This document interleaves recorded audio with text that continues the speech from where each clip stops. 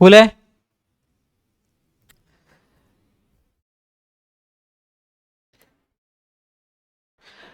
तो आज हम जो एमसीक्यू के क्वेश्चन करेंगे उसका टॉपिक है हिस्टोरिकल बैकग्राउंड, ऐतिहासिक पृष्ठभूमि। ठीक है।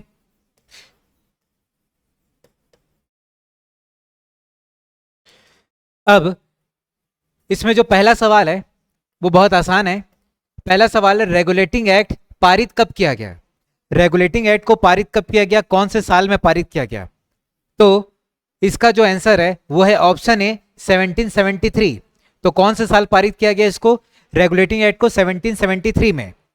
आपको पता होगा कि भारत में एक कंपनी थी जिसका नाम था ब्रिटिश ईस्ट इंडिया कंपनी। नाम क्या था? British east India company. अब ये जब ब्रिटिश ईस्ट इंडिया कंपनी जब कर्जे में चले गया, कर्जे में जब ये चला गया था, फिर ये ब्रिटेन की सरकार से पैसा जब मांगने लगता है, ठीक है, कर्जे में ये बहुत डूब चुका था, तब ये जब ये ब्रिटेन की सरकार से जब पैसा मांगता है, तब जो ब्रिटेन की सरकार जो एक्ट लाती है उस एक्ट का नाम था रेगुलेटिंग एक्ट। क्या नाम था? Regulating act. कब लाती है? 1773 में। ठीक है। इस एक्ट का मेन काम क्या था कि ब्रिटिश ईस्ट इंडिया कंपनी को क्या करना? ब्रिटिश ईस्ट इंडिया कंपनी को कंट्रोल करना। ठीक है। ब्रिटिश ईस्ट इंडिया कंपनी को क्या करना? कंट्रोल करना। ठीक है। इस एक्ट में और भी बहुत सारे पॉइंट थे। पहला पॉइंट यही है कि ब्रिटिश ईस्ट इंडिया कंपनी को कंट्रोल करना। नेक्स्ट पॉइंट आगे के क्वेश्चन में कवर करते हैं। तो लाया कब गया था? 1773 में। उसके बाद 1773 का रेगुलेटिंग एक्ट द्वारा बंगाल के गवर्नर जनरल को, बंगाल के गवर्नर को, बंगाल के गवर्नर जनरल की सहायता के लिए एक कार्यकारी परिषद का गठन किया गया था। उसमें सदस्यों की संख्या थी। अब देखो, हमने क्या पढ़ा? रेगुलेटिंग एक्ट, जिसका पहला काम क्या था? ब्रिटिश ईस्ट इंडिया कंपनी को क्या करना? कंट्रोल करना। अब उस टाइम तीन प्रेसिडेंसी होती थी, उस टाइम तीन प्रेसिडेंसी होती थी। तीन प्रेसिडेंसी का नाम क्या है? एक होता था बॉम्बे प्रेसिडेंसी, एक होता था मद्रास, और एक होता था बंगाल। ये तीन प्रेसिडेंसी होती थी। तीनों प्रेसिडेंसी में जो हेड होता था उसको बोलते थे गवर्नर। बंगाल के हेड को भी बोलते थे गवर्नर, बॉम्बे के हेड को भी बोलते थे गवर्नर, मद्रास के हेड को भी बोलते थे गवर्नर। लेकिन 1773 के एक्ट के तहत क्या किया गया? इस एक्ट के तहत यह किया गया कि बंगाल के गवर्नर को, बंगाल के गवर्नर को हमने क्या बना दिया? Governor general. क्या बना दिया? Governor general. ठीक है। बंगाल के गवर्नर को हमने क्या बना दिया? Governor general. और बंगाल के जो गवर्नर जनरल थे पहले, उनका नाम था वॉरेन हेस्टिंग। क्या नाम था उनका? Warren Hasting.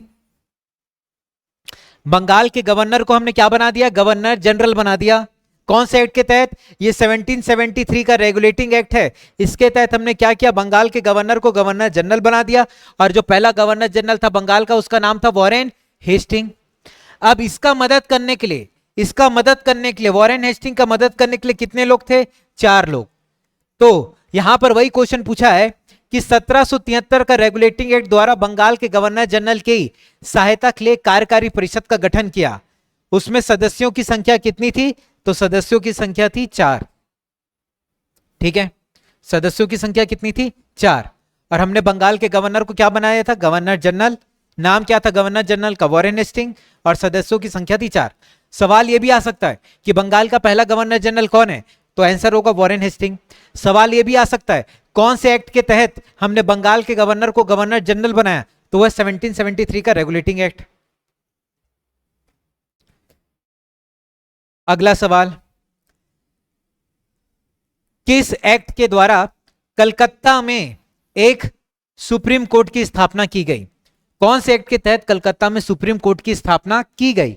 तो एक्ट का नाम है 1773 का रेगुलेटिंग एक्ट। इसके द्वारा कलकत्ता में सुप्रीम कोर्ट की स्थापना की गई। अब देखो, हमने 1773 में बहुत सारे पॉइंट पढ़े, तो उसमें से एक पॉइंट यह भी था कि सुप्रीम कोर्ट की क्या की गई? स्थापना की गई। ठीक है। लेकिन स्थापना कब किया? 1774 में। एक्ट है 1773, लेकिन स्थापना कब हुई? 1774 में। ठीक है।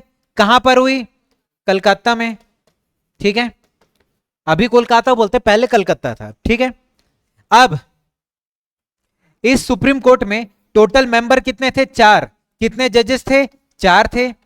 इन 4 में एक मेन जज था, एक मेन जज जिसको बोलेंगे चीफ जज, और उसका नाम था एलिजा इम्पे।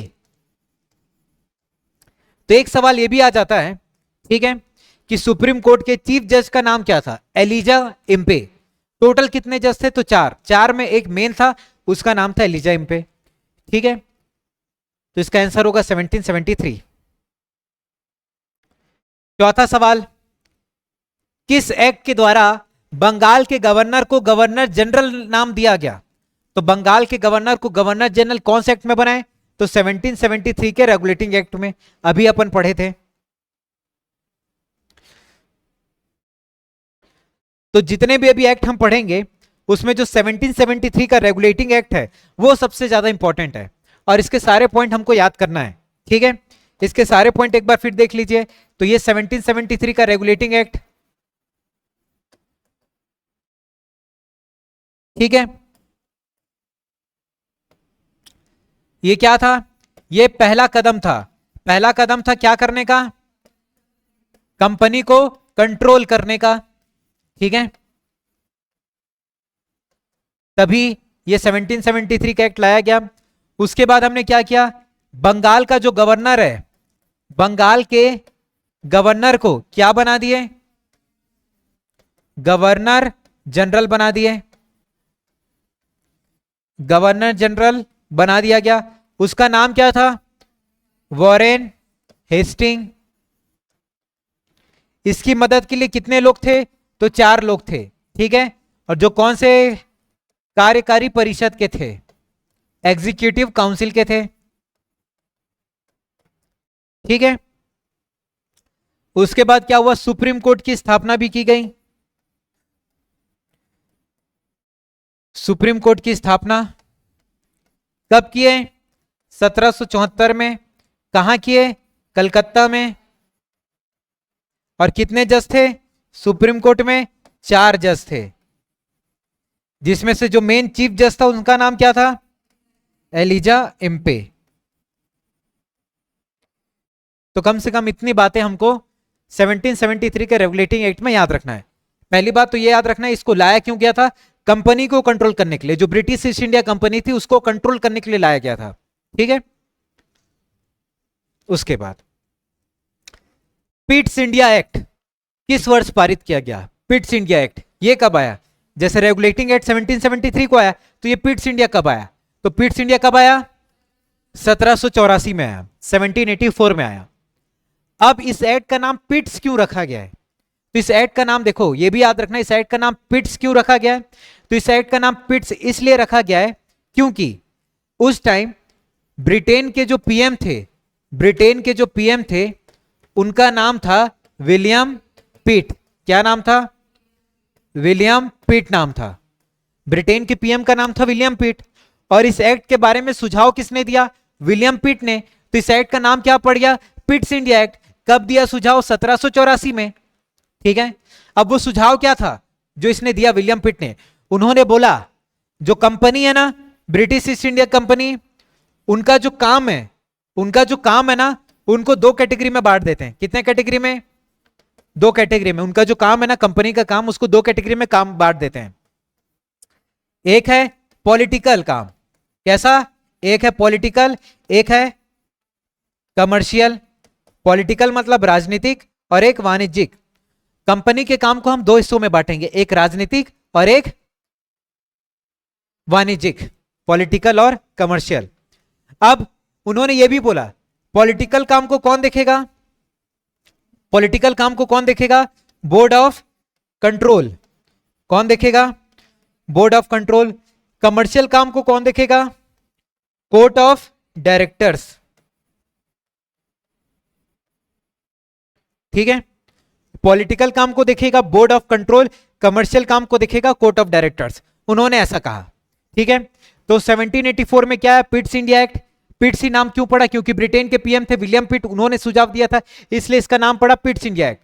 उन्होंने क्या सुझाव दिया कि कंपनी के काम को दो हिस्सों में बांटेंगे, एक पॉलिटिकल मतलब राजनीतिक और एक कमर्शियल मतलब वाणिज्यिक काम। पॉलिटिकल काम को कौन देखेगा? Board of control. कमर्शियल काम को कौन देखेगा? Court of directors. ठीक है, अब देखो अगला सवाल, किस एक्ट द्वारा भारत में ईस्ट इंडिया कंपनी के राजनीतिक मतलब वही पॉलिटिकल काम, राजनीतिक मामलों के प्रबंधन के लिए बोर्ड ऑफ कंट्रोल का गठन किया गया? ठीक है, लिखा है ना, किस एक्ट के द्वारा गठन किया गया? किस एक्ट के द्वारा भारत में ईस्ट इंडिया कंपनी के राजनीतिक मामलों के प्रबंधन के लिए बोर्ड ऑफ कंट्रोल का गठन किया गया? बताओ कौन सा एक्ट है? 1784 का पिट्स इंडिया एक्ट, अभी बताया मैं। नेक्स्ट कुछ, अब वो यहां पर लिखा है कि राजनीतिक मामलों का, और यहीं पर लिखा रहता वाणिज्यिक मामले। ठीक है, वाणिज्यिक मामले भी 1784 में के पिट्स इंडिया एक्ट में ही आए हैं। उसके बाद भारत के गवर्नर जनरल को, ठीक है, अभी तक हम गवर्नर गवर्नर बोलते थे ना, वो गवर्नर जनरल हो गया। गवर्नर जनरल को किस एक्ट के द्वारा अपनी समिति के निर्णय को अस्वीकार करने का अधिकार मिला? ठीक है, अपनी समिति के निर्णय को, गवर्नर जनरल को अपनी समिति के निर्णय को कौन से एक्ट के तहत अस्वीकार करने का अधिकार मिला? तो इसका आंसर है 1786 का अमेंडमेंट एक्ट। अब भाई जो गवर्नर जनरल रहता है उसका हेल्प करने के लिए चार लोग रहते हैं ना, ठीक है, वो चार लोग सुझाव देंगे, उसके बाद उस सुझाव को मानता है, उसके तहत वो एक्ट करता है। कौन? Governor general. तो यहां पर यह लिखा गया है कि गवर्नर जनरल को यह पावर दिया गया कि आप अपने समिति के निर्णय को अस्वीकार भी कर सकते हैं। अगर आपको पसंद नहीं आ रहा है उनका निर्णय, अस्वीकार कर दो। इसके पहले क्या था? स्वीकार करना ही पड़ता था। अब उनको पावर दिया गया कि तुम अस्वीकार भी कर सकते हो। तो कौन से एक्ट के तहत? 1786 के अमेंडमेंट एक्ट के तहत। ठीक है, अब इस टाइम कोई जो गवर्नर जनरल था जिसको पहली बार ये पावर मिला, उसका नाम भी लिख लेना। उसका नाम था लॉर्ड कॉर्नवेलिस। लॉर्ड कॉर्नवेलिस ये पहले गवर्नर जनरल थे जिनको ये पावर मिला कि अपने समिति के निर्णय को क्या कर सको? अस्वीकार। किस एक्ट के द्वारा भारत में ईस्ट इंडिया कंपनी का व्यापारिक एकाधिकार को समाप्त कर दिया गया? एकाधिकार मतलब मोनोपोली। ठीक है, जो ब्रिटेन की रानी थी वो ब्रिटिश ईस्ट इंडिया कंपनी को एकाधिकार दी थी ना, जब वो भारत आ रहे थे तब उनको एकाधिकार दी थी, जिसके बदले में कंपनी उनको हर साल रॉयल्टी भेजता था, है ना। ठीक है, तो कंपनी के एकाधिकार को कब समाप्त किया गया? कब किया गया? तो 1813 का जो चार्टर एक्ट है इसके तहत कंपनी के एकाधिकार को समाप्त कर दिया गया। अब कंपनी केवल क्या बेचेगा? कंपनी केवल अब चाय बेच सकता है और चाइना के साथ व्यापार कर सकता है। ठीक है, कंपनी और भी बहुत सारा काम करता था, उनके सारे काम को बंद कर दिया गया। अब क्या बोला गया? कंपनी सिर्फ चाय बेचेगा और चाइना के साथ व्यापार करेगा, और भी कुछ चीज नहीं बेच सकता। चाय और चाइना के साथ क्या कर सकता है? व्यापार। ठीक है, अब ये 1813 के टाइम में, 1813 के टाइम में एक चीज आपने याद रखा, कंपनी के एकाधिकार को समाप्त कर दिया गया। इसमें एक चीज और याद रखना, ईसाई मिशनरी, जो क्रिश्चियन मिशनरी थे ना, क्रिश्चियन मिशनरी, उनको भारत में अलाउ किया गया कि आप अपने धर्म का प्रचार प्रसार कर सकते हैं। कब? 1813 के एक्ट के तहत ही किया गया। ठीक है, तो इसमें दो बात याद रखना। पहली बात तो ये कंपनी के एकाधिकार को समाप्त किया गया, और दूसरी बात ये क्रिश्चियन मिशनरी को अलाउ किया गया कि आप इंडिया में आके अपने धर्म का प्रचार प्रसार कर सकते हैं। फिर क्वेश्चन नंबर 9, किस एक्ट के द्वारा बंगाल के गवर्नर जनरल को भारत का गवर्नर जनरल बना दिया गया? बताओ कौन सा एक्ट है जिसके तहत हमने बंगाल के गवर्नर को, बंगाल का गवर्नर जनरल को भारत का गवर्नर जनरल बना दिया गया? तो वो एक्ट है 1833 का एक्ट, जिसके तहत हमने क्या किया? बंगाल के गवर्नर को क्या किया? भारत का गवर्नर जनरल बना दिया। ठीक है, आ रहा समझ में? अब ये याद रखना, भारत का गवर्नर जनरल बना दिया गया, तो भारत का पहला गवर्नर जनरल किसको बनाया गया? तो नाम उसका क्या है? William Bentinck. क्या नाम है? विलियम बेंटिक, ठीक है, विलियम बेंटिक नाम है उनका, जो भारत के क्या बनेंगे, पहले गवर्नर जनरल, ठीक है, याद रहेगा। अब ये 1833 के एक्ट के तहत एक काम और हुआ। पहला काम याद रखोगे, बंगाल के गवर्नर जनरल को भारत का गवर्नर जनरल बना दिया, नाम है विलियम बेंटिक, ठीक है। दूसरा काम, कंपनी का जो बिजनेस था, बिजनेस, कंपनी का जो बिजनेस नहीं था, जो ब्रिटिश ईस्ट इंडिया कंपनी था ना, उनका जो बिजनेस था, उनको क्या कर दिया गया, बंद कर दिया गया। ब्रिटिश ईस्ट इंडिया का कंपनी था, उसको क्या कर दिया गया, कंपनी का जो बिजनेस था उसको बंद कर दिया गया। अब कंपनी बिजनेस नहीं करेगा, पहले चाय तो बेचता था, अब चाय भी नहीं बेचेगा, ठीक। 1813 वाले में कंपनी के एकाधिकार को समाप्त किया गया, 1833 वाले में कंपनी का बिजनेस ही समाप्त, ठीक है। फिर ये 33 वाले में एक चीज और याद रखना, ठीक है, वो एक चीज और क्या है कि जो सिविल सेवा परीक्षा होता है, सिविल सर्विसेज एग्जाम, दिख रहा है, सिविल सर्विसेज एग्जाम, उसको कराने का क्या किया गया, प्रयास।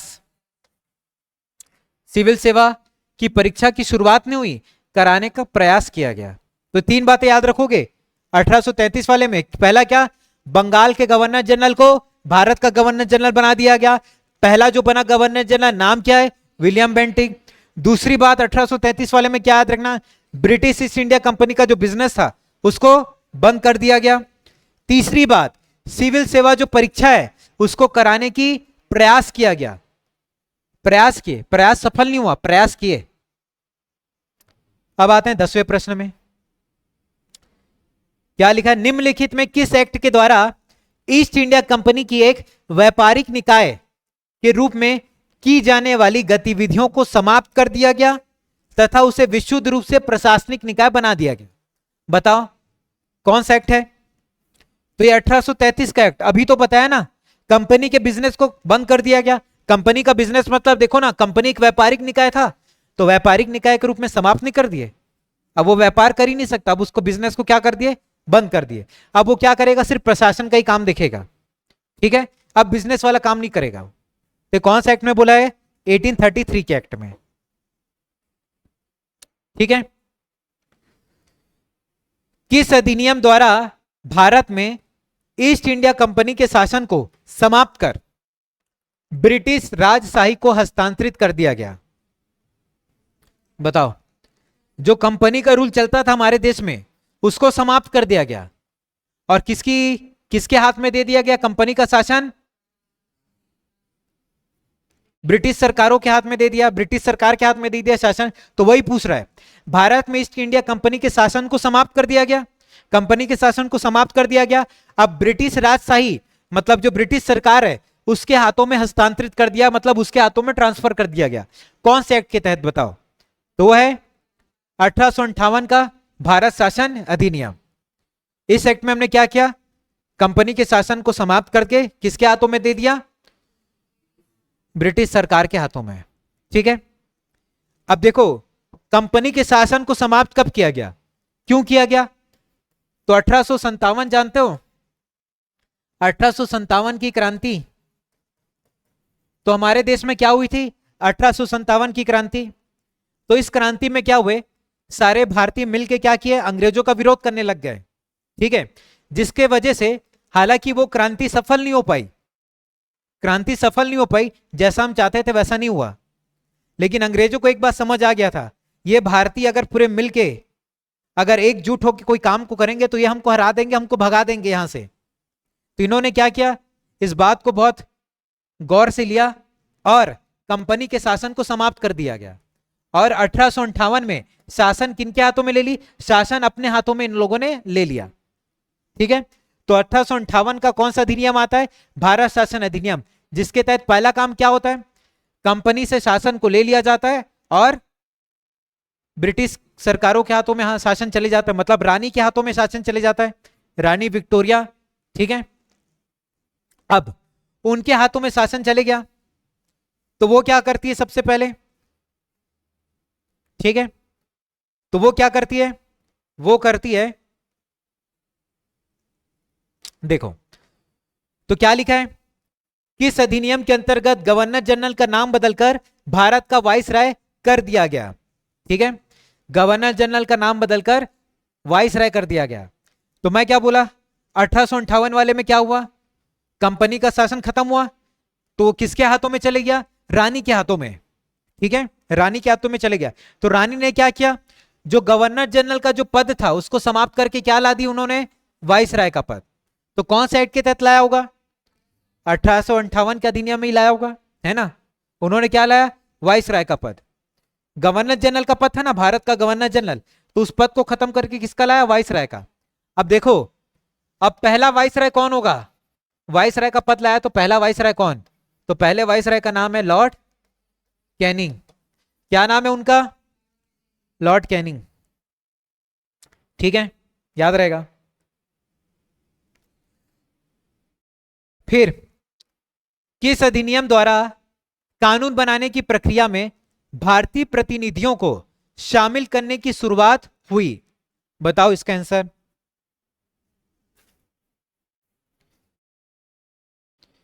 कौन से अधिनियम में शुरुआत हुई, तो 1861 में शुरुआत किया गया। ठीक है, तो किस अधिनियम द्वारा कानून बनाने की प्रक्रिया में भारतीय प्रतिनिधियों को शामिल करने की शुरुआत हुई, तो ये 1860 वाले भारत परिषद अधिनियम में हुई। ठीक है, 3 लोगों को नियुक्त करते हैं ना उस टाइम, कौन कौन, राजा ऑफ बनारस, महाराजा ऑफ पटियाला और सर दिनकर राव, ये 3 लोगों को अपॉइंट किया जाता है। ठीक है, ये 1861 वाले अधिनियम में। फिर 1861 में लॉर्ड कैनिंग ने निम्नलिखित में किसे विधान परिषद में मनोनीत किया, तो सर दिनकर राव। तो 3 नाम बोला था ना मैं, राजा ऑफ बनारस, महाराजा ऑफ पटियाला और सर दिनकर राव, ये 3 लोगों को मनोनीत किया था, किसने, लॉर्ड कैनिंग ने। ठीक है, जिसमें से एक नाम क्या है, सर दिनकर राव, बाकी नाम भी याद रखना, राजा ऑफ बनारस,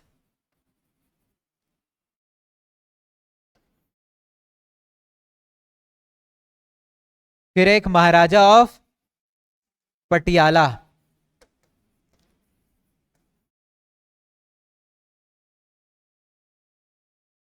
ठीक है, याद रहेगा, क्लियर। उसके बाद अब यह देखना, निम्नलिखित में से कौन सा कथन 1858 के भारत, ये भारत है ना, भारत शासन अधिनियम के संदर्भ में सही नहीं है। ठीक है, 1850 वाले अधिनियम के तहत कौन सा जो स्टेटमेंट है वो सही नहीं है, बताओ। तो पहला देखते हैं, इस अधिनियम ने नियंत्रण बोर्ड और निदेशक कोर्ट को समाप्त कर दिया, ये सही है। देखो 1858 के तहत क्या क्या हुआ मैं पहले बता देता हूं। ठीक है, पहला पॉइंट ये था कि कंपनी का शासन खत्म हो गया, रानी के हाथों में चले गया। दूसरा पॉइंट ये हुआ कि गवर्नर जनरल के पोस्ट को समाप्त करके किसका पोस्ट लाया गया, वाइसराय का। तीसरा काम ये हुआ, कंपनी के शासन को समाप्त किए, तो कंपनी के काम को 2 कैटेगरी में बांटे थे, पॉलिटिकल और कमर्शियल, तो वो भी काम क्या हुआ, खत्म, वो भी काम क्या हो गया, खत्म हो गया, याद रहेगा। अब देखो, अब हमने पॉलिटिकल और कमर्शियल काम को हटा दिया, तो ये वाला जो पोस्ट था, नियंत्रक बोर्ड और निदेशक कोर्ट, मतलब बोर्ड ऑफ कंट्रोल और कोर्ट ऑफ डायरेक्टर, ये पोस्ट को खत्म कर दिया गया। इसके जगह एक नया पोस्ट लाया गया, किसका, सचिव का। तो देखो पहला पॉइंट क्या लिखा है, इस अधिनियम ने नियंत्रण बोर्ड और निदेशक कोर्ट को समाप्त कर दिया, तो हां कर दिया, और इसके जगह किसका पद लाया, सचिव का। किसका पद लाया, सचिव का। तो ये पॉइंट बिल्कुल सही है। ठीक है, उसके बाद इस कानून के तहत भारत सचिव की परिषद का गठन किया गया। देखो सचिव का पद का गठन किया गया ना, लिखा ना, जो एक निगमित निकाय थी।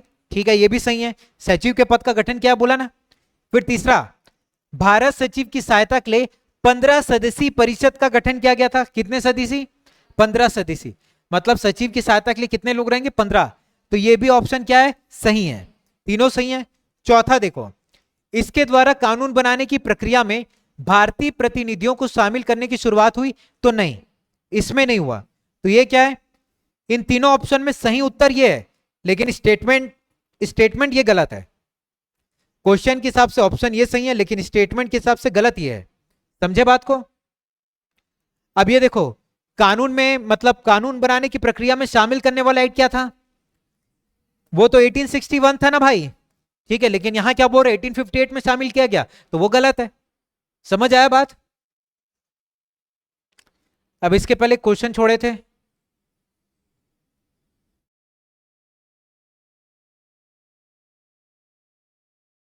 कौन सा था? देखो ये था क्या? हाँ, देखो यहां पर भी वही लिखा है ना, किस अधिनियम के अंतर्गत भारत के राज्य सचिव के पद का सृजन किया गया? तो कौन सा एक्ट होगा बताइए? 1858। ठीक है, सचिव के पद का कैसे लाए सचिव का पद?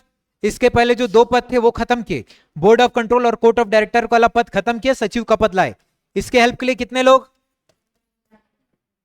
ठीक, याद रहेगा।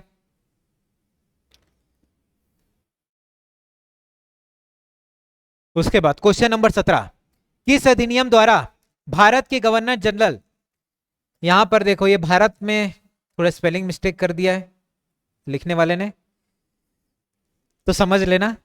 तो किस अधिनियम के तहत भारत के गवर्नर जनरल को अध्यादेश जारी करने की शक्ति प्रदान की गई? अध्यादेश बताइए, किसमें जारी करने का मिला उनको? 1861 में। ठीक है, 1861 में अध्यादेश जारी करने की शक्ति मिली किसको? गवर्नर जनरल को। अध्यादेश का मतलब क्या होता है? ऑर्डिनेंस। जैसे आज के टाइम में प्रेसिडेंट और गवर्नर को भी पावर होता है अध्यादेश जारी करने का। जब संसद की बैठक ना चल रही हो लेकिन कोई जरूरी कानून को लागू करना है, तो प्रेसिडेंट क्या करता है? जारी करता है क्या? अध्यादेश। समझ गए बात? ठीक,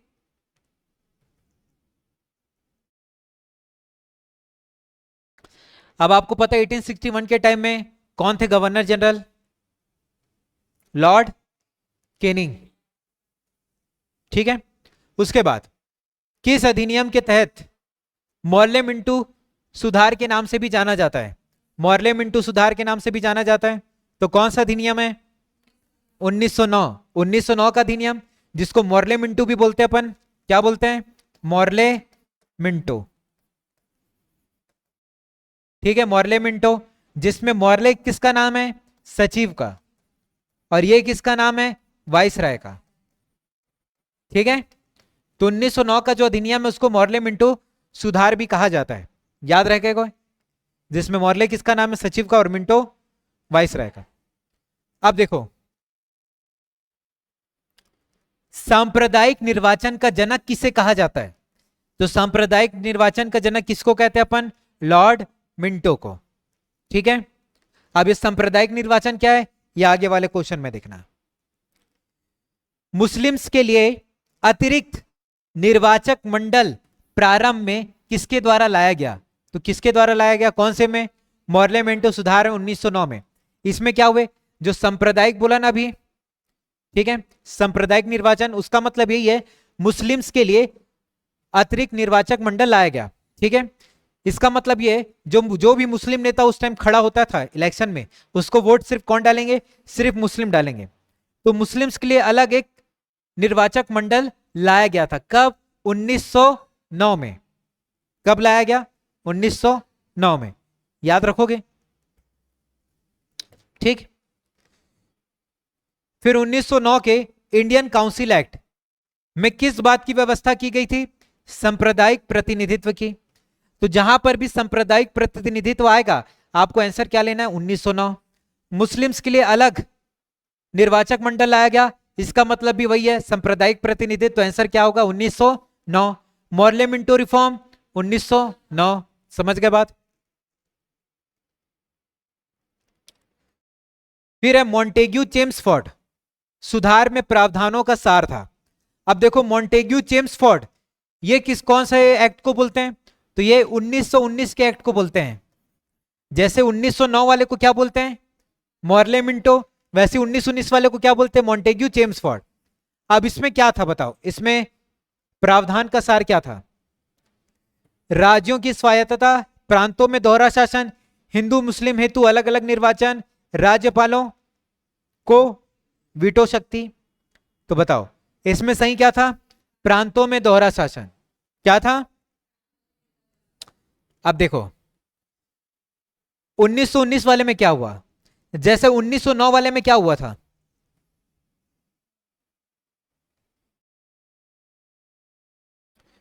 एक तरफ लिखो 1909 और इधर देखो 1919। अब इसमें हमने मुस्लिम्स के लिए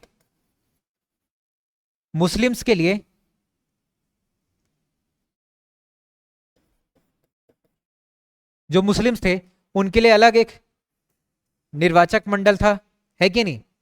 अब इसी चीज को हमने 1919 वाले में बढ़ा दिया, ठीक है? बढ़ा के अब किसको किसको दे रहे हैं? इसमें मुस्लिम्स को दिया, इसमें हमने सिख, क्रिश्चियंस और एंग्लो इंडियन, इनके लिए हमने क्या कर दिया? इसको बढ़ा दिया, ठीक है? आ रहा समझ में? इसमें हमने एक चीज और क्या किया, हमने प्रांतों में क्या किया? प्रांतों में दोहरा शासन, प्रांतों में दोहरा शासन, इसका मतलब आगे बताऊंगा मैं, ठीक है? प्रांतों में क्या दिया? दोहरा शासन। और ये जो पॉइंट है ना एकदम स्टार लगा के याद करना, प्रांतों में दोहरा शासन कौन से अधिनियम में दिया है? 1919, ठीक है? याद रहेगा। आगे बढ़े।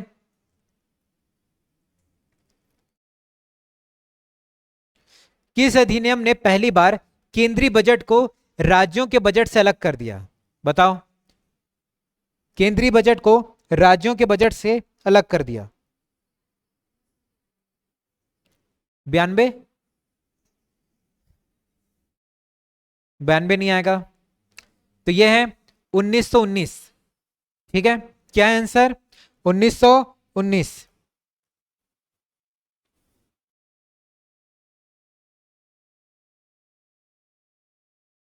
ठीक है, 1919 में हमने क्या किया?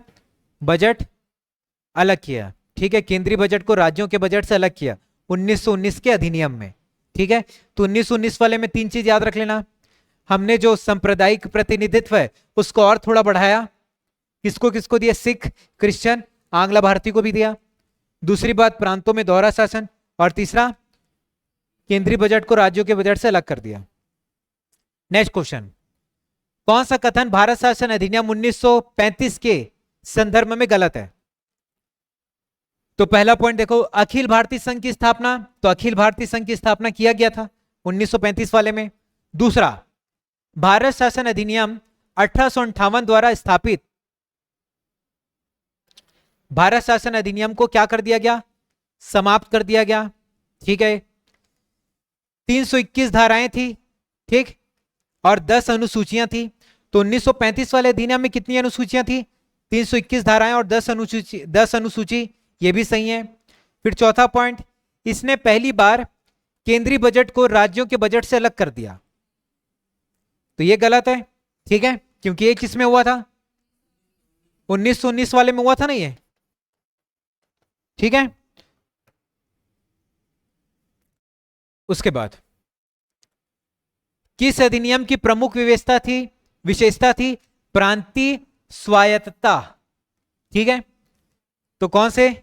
1935 के, ठीक है? अब देखो एक चीज यहां पर याद रखना जो एग्जाम में बहुत पूछा जाता है, एक 1919 और एक 1935। जैसे अभी 1919 वाले में हम पढ़े थे ना, यहां पढ़े ना 1919 में प्रांतों में दोहरा शासन। अब ये दोहरा शासन का मतलब देखना,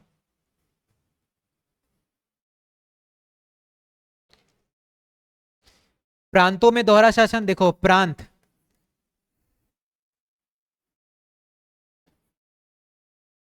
प्रांतों में दोहरा शासन, या इसी को बोलेंगे द्वैध शासन। दोहरा शासन मतलब दो लोगों का शासन, ठीक है? यहां पर प्रांतों में दोहरा शासन चल रहा था, ठीक है? अब देखो दोहरा शासन का मतलब क्या है?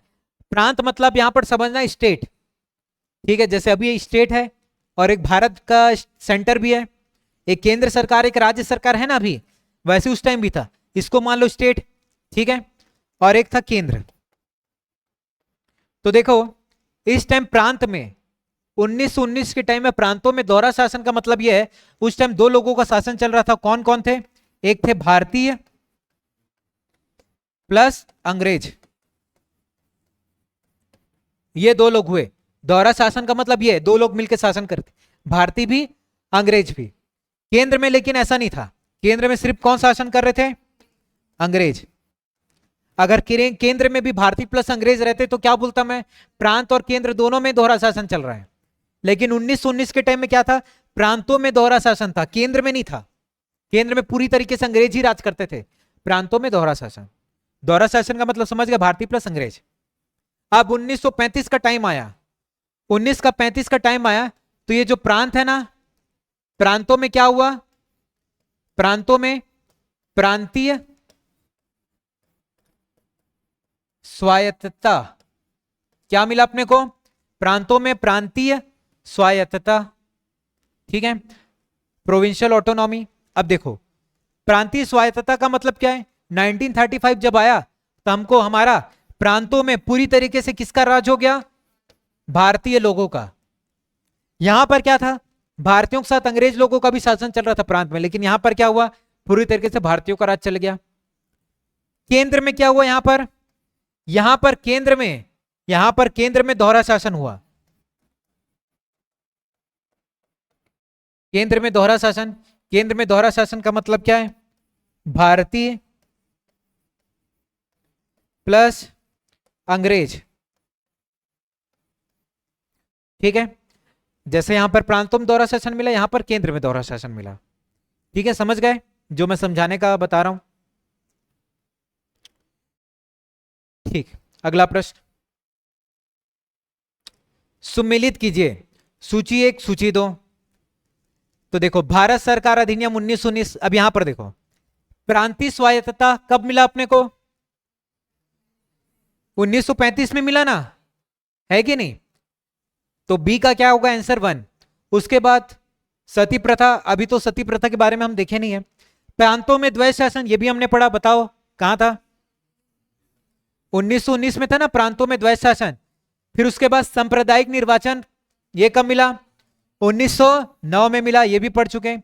ब्रिटिश शासन शक्ति में कब आया? 1858 में आया ना, है कि नहीं? तो सती प्रथा वाला ये हो जाएगा, ठीक है। तो याद रखना, अब इसके तहत कौन सा ऑप्शन सही होगा?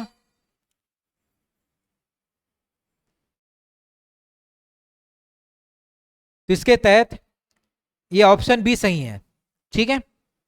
आ रहा समझ में? उसके बाद देखो इस सवाल का जवाब तो अभी बताया था। केंद्रों में द्वैत शासन प्रणाली को स्थापित किया गया कौन से अधिनियम के तहत? तो भारत शासन अधिनियम 1935 के तहत केंद्रों में क्या लाया गया? द्वैत शासन। द्वैत शासन मतलब दोहरा शासन, ठीक है। तो ये था हिस्टोरिकल बैकग्राउंड के कुछ इंपॉर्टेंट प्रश्न, ठीक है।